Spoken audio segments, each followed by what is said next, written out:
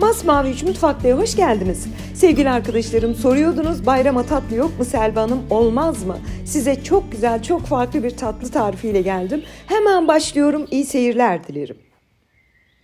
Hamurumuz için gerekli malzemeler: yarım su bardağı su, yarım su bardağı süt, tam gördüğünüz bir tepsi çıkıyor. Yani abartılı bir tatlı yapmıyoruz. Çok gerekiyorsa bir su bardağı kullanın malzemeleri, 2 tepsi yapın. Yarım su bardağı eritilmiş tereyağı, bir tane yumurta, 1 yemek kaşığı sirke, ben üzüm kullandım ama elma da olur. 1 tatlı kaşığı silme kabartma tozu. Bu arada sevgili arkadaşlarım, 150 gram tereyağı kullanacağız tarifimizde, komple bilginiz olsun. Onu erittim, yarım su bardağını kullandım, kalanı da devam kullanacağız. Bir fiskede bereket tuzumuzu atıp hepsini bir güzelce karıştıralım. Ve unumuzu dikkatlice ekleyerek yoğurmaya başlayalım. Toplam un miktarımız 2,5 maksimum 3 su bardağı. Bende 3 su bardağı tam denk düştü. Lütfen kontrollü ve dikkatli ekleyin. Çünkü baklava hamuru sert olmamalı. Sert olursa açmanız çok zor olur. Yumuşak ama ele de yapışmayan güzel bir hamurumuz olacak. Tahta kaşıkla kabaca toparlıyorum ve elimle yoğurmaya başlıyorum. Bu bir baklava hamuru olduğu için yoğurmayı da bir 5 dakika tutarsanız ne diyoruz her zaman, parolamız nedir? Fıstık gibi bir hamurumuz oluyor. Bakın sevgili arkadaşlarım, tam 5 dakika yoğurdum. Benim de bu arada hamur yoğurmaktan ellerim spor yapmış gibi. Yani çünkü sürekli hamur yoğuruyorum. Bakın 5 dakika yoğurdum, çok güzel orta yumuşaklıkta elimize yapışmayan bir hamurumuz var. Hemen hiç beklemeden hamurumuzu bezelere alalım. Şöyle bir tepsi hazırladım. Tepsinin üzerine 2 su bardağı nişastamız var. Mısır kullandım. Mısır tavsiye ederim, yoksa buğday da olur. Tepsinin üzerine biraz nişasta bırakalım. Elimizde nişastaya batırıp hamurumuzdan 16 adet beze alalım. Şöyle büyüklüğünde size göstereyim.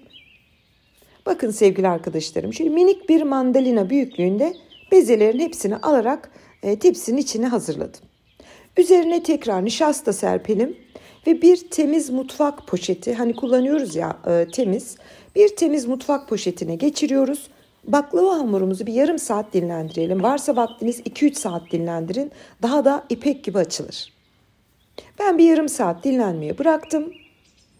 İç harcımız için 1,5 su bardağı iri öğütülmüş ceviz kullanacağız. Bu şekilde biraz irili olursa çok lezzetli olur. Şerbetimiz için gerekli malzemeler: 2,5 su bardağı şeker, 2,5 su bardağı su, arıtılmış su kullanın, içme suyu, musluktan değil lütfen. 1 dilim de limonu ekleyelim.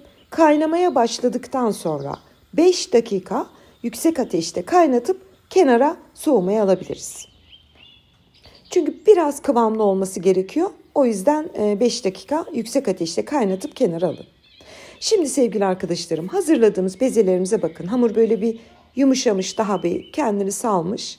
Şimdi bu 16 bezemizi yaklaşık bir 15 santim, 20 santim çapında oklavayla açıyoruz. Yani bu tarifi yapmak için çok maharetli olmanıza gerek yok. Merdane kullanacağız zaten. İşimiz son derece basit. Şöyle açarken kıdemli ablalar anlıyordur hamurun ne kadar güzel olduğunu. Civcivler de korkmasın. Siz zaten oklavayla dokunduğunuzda hamur hemen açılıyor. Şöyle 15-20 santim çapında açarak hazırlıyorum. Ve her katına bol nişasta serpelim. 1,5 su bardağı, 2 su bardağı nişastamız var. Onu komple kullanacağız. Bu arada sevgili arkadaşlarım, yarın bayram. Çok mutluyum. Bugün bir tarifi yetiştirdim sizlere. Arada da böyle minik sohbetlerle biraz farklı bir video olsun dedim. Podcastlarım hakkında da bilgi vereceğim birazdan. Bütün bezeleri aynı şekilde açtım. Tek tek üst üste dizerek bitirdim. 16 beze aldık. Yani 8 üst üste ve 8 olmak şartıyla 2 tane üst üste kayarak hazırlayacağız. Yani 2 tane merdane ile hamur açacağız. Her biri 8 kat. İlkini bitirdim. Hepsini açtım. Üzerine nişasta serpip kenara alıyorum. 8 tane daha bezemiz var kenarda. Bunu şöyle bir kenara alıp o 8 taneyi de açarak aynı şekilde dizerek tezgahta bekletiyorum. Çünkü baklava hamurunu çalıştığınızda Bunlar bir sultan gibi görün. Ay diyor biraz yıprandım diyor. Hep böyle kenarda birazcık 10-15 dakika dinlendirin ki o kendini birden bir toparlasın. Diğer kalan bezeleri de aynı şekilde 8 tane açıp üst üste dizdim. Şimdi hepsini hazırladık sevgili arkadaşlarım. Az önce bahsettiğim gibi baklava hamuru sultan. O yüzden şimdi açtık, işlem gördüğü için yine yüzeyini kapatalım. Bir 15 dakika tezgahta bu şekilde bekletelim. Hamur bir gene kendine gelsin. Her ikisi de 8'er kat 2 tane bezeler, yufkalar açtık. 15 dakikanın sonunda bir tanesini kenardaki tepsiye alıyorum ve bir tanesini açmaya başlıyorum. Çok kolay sevgili arkadaşlarım, 8 kat ama son derece kolay açılıyor. Merdane ile, burada tavsiyem kendi ekseninde dönen bir merdane kullanmanız. İşiniz çok çok kolay olur. Kendi ekseninde dönmeyen bir merdane dönmediği için işinizi zorlaştırıyor. Merdane alırken buna dikkat ederseniz çok iyi olur. 8 tane yufkayı aldım. Şöyle elimle basarak biraz daha açtım.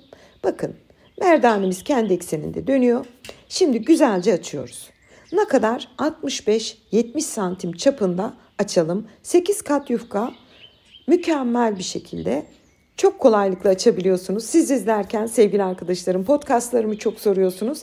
Gelecek Ramazan'da ara vermek zorunda kaldım. Çünkü ben biliyorsunuz Ramazan'da sizlere yoğun bir Ramazan programı hazırladım. Umarım hoşunuza gitmiştir. Yorum olarak bildirin, memnun kaldınız mı lütfen. Şöyle hemen bir merdane ile açtım. 65-70 santim, onu da şöyle ölçüyorum. Şimdi açtığımız bu 8 kat yufkamızı bir rulet yardımıyla tam ortadan keselim. Ve bir tanesini katlayarak kenara alıyorum. Diğerini önce 150 gram tereyağı eritmiştik en başta. Onun yarım su bardağını hamurun içine kullandık. Şimdi kalanını da böyle katların arasına sürelim. Sevgili arkadaşlarım, bu verdiğim püf noktaları çok çok önemli. Çünkü baklavamızın üzerine sıvı yağ dökeceğiz. Ama hamuruna tereyağı ekliyoruz ve ara katına tereyağı sürüyoruz. Bunun püf noktası, yani bunun size sağladığı kolaylığı da anlatacağım. Tereyağı sürdüm, bol ceviz serpip iki tarafını ortaya çok minik bir şekilde, daha sonra da rulo yaparak bitiriyorum. Bildiğiniz klasik baklava değil, çok güzel bir sunumu olan tel burma baklavası diyorum ben buna. Şöyle 1,5 santim çapında bir tane örnek kesin ve daha sonra o örneği böyle tek tek onu bir kalıp olarak kullanarak bütün bezeyi keserek bitirelim. Gördüğünüz gibi aslında ben kamera çekimleri yapmama rağmen 1 saatte bitmişti. Sizin kamera çekiminiz de yok. Yani bunu açmanız, kesmeniz, işte beklemeniz 1 saatte hepsi biter. Fırına verirsiniz. Çok kolaydır sevgili arkadaşlarım. Çok güzel görünüyor. Hepsini tepsiye dizdim. Diğer kalan yarım yufkamızı da önce tereyağı sürüyorum. Daha sonra ceviz serpiyorum. Katlıyorum, kesiyorum ve diziyorum. Mesela şöyle düşünün, biz bunu 8 kat olarak açtık ya. Mesela bunu açtıktan sonra da bu şekilde rulo yapıyoruz. Dolayısıyla sevgili arkadaşlarım, her bir rulo 8 kat. Yani bunu siz bir saymaya kalksanız 46-60'a denk düşüyor 8 kattan. Bunu da servis ettiğinizde zaten o çıtırlık, o yediğinizdeki katların açılışı tatlınıza muazzam bir görüntü, sunum ve lezzet katıyor. Bunu da hemen belirtmek isterim.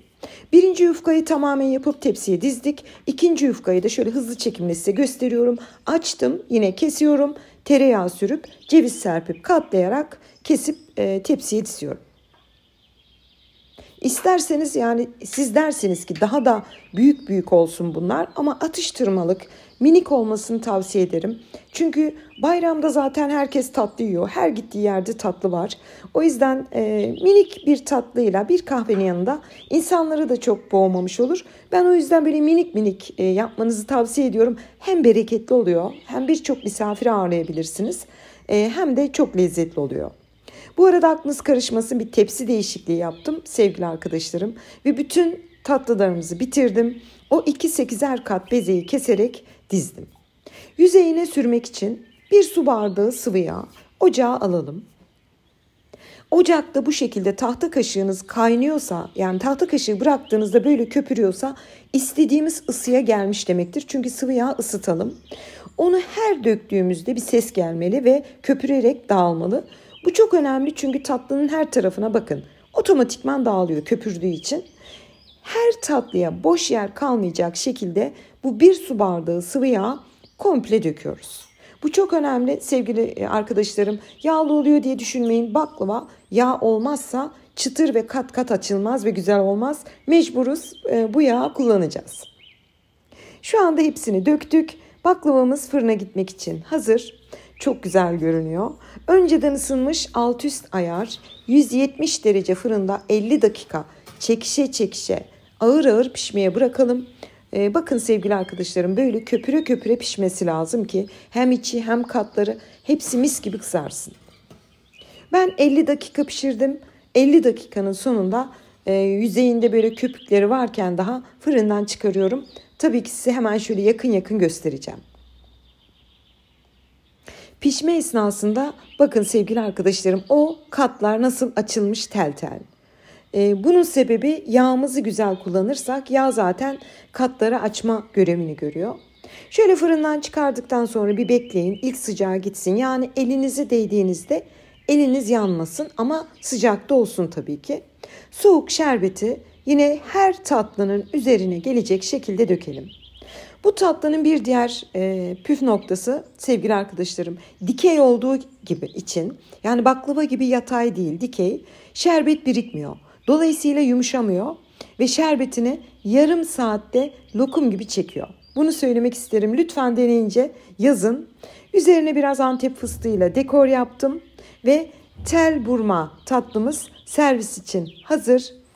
Yani ben bunu ne desem size bilmiyorum. Görüntüsüne bakar mısınız sevgili arkadaşlarım? Keşke daha da yakından, daha da güzel görseniz. Çok güzel oldu. Şöyle bir size gösteriyorum ve büyük bir zevkle doku testine, çıtırlık testine, kat testine geçiyorum. Şahane bir sunumu olan klasik baklavadan farklı ama lezzet olarak baklavayla aynı. Hiç fark yok. Hamuruna eklediğimiz tereyağı çok nefis bir lezzet getiriyor. Yüzeyine sıvı yağ döktüğümüz için çıtır sesi duyuyorsunuzdur.